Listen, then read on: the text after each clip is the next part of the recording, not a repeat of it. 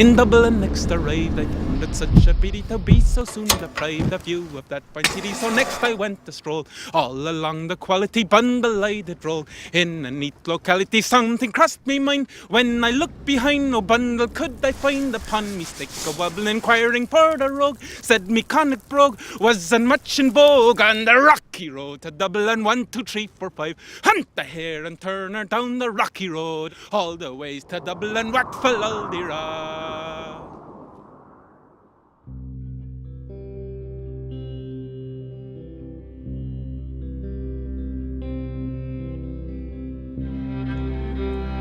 My name is Sean Villanueva O'Driscoll. I'm from Belgium. My mother's Irish, my father's Spanish. Free climbing on big walls in very remote and isolated places. Basically proper adventures is what drives me.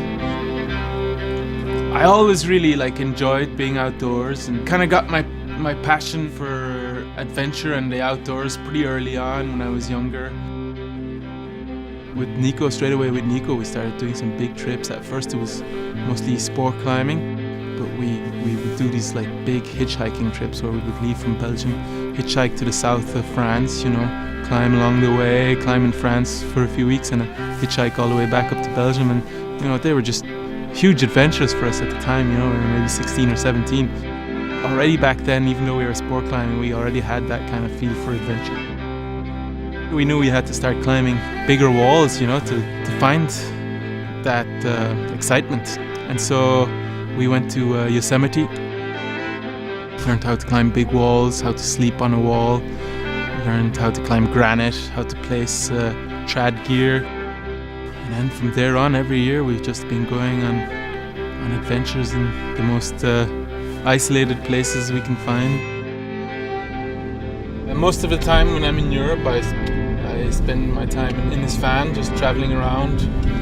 It's maybe small for a van, but it's perfect. It's exactly what I need. I don't own a lot of stuff and I don't have a lot of things, but I have a lot of freedom and I can live a lot of experiences, and I get to go to all these magical places and live these huge adventures with good people and good friends.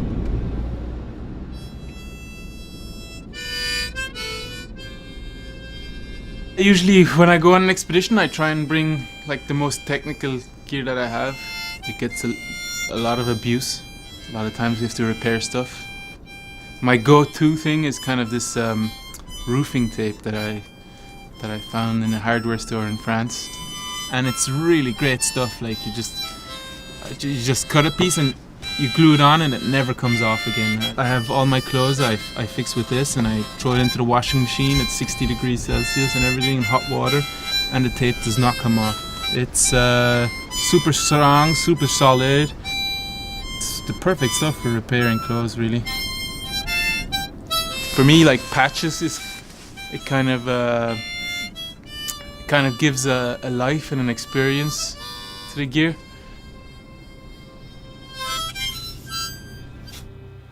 Brings back memories too.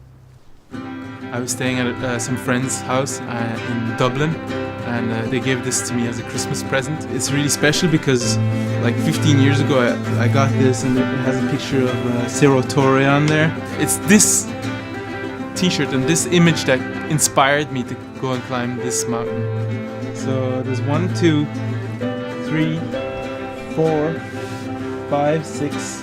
Pakistan, Venezuela, Patagonia a few times. Here, this is one of the few places I prefer to sew than use tape, just because it feels more comfortable on the furniture shop.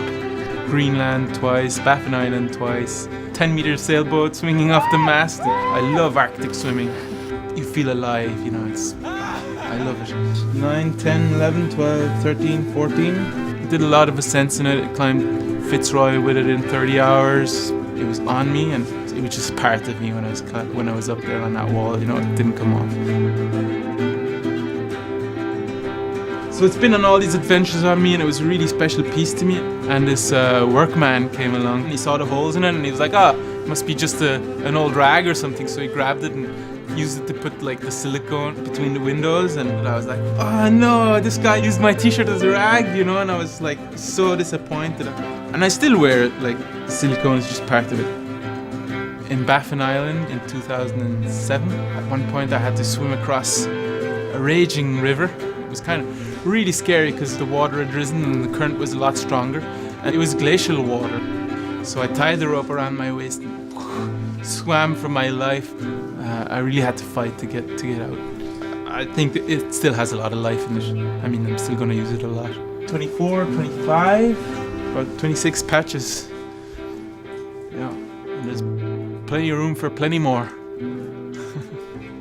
If you don't like patches, you can kiss my ass.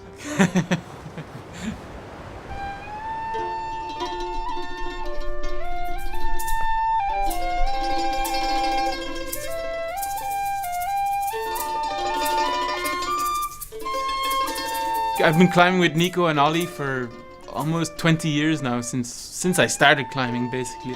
Reaching the summit isn't really the most important thing for us.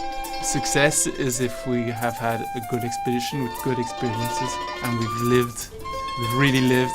That's a successful expedition.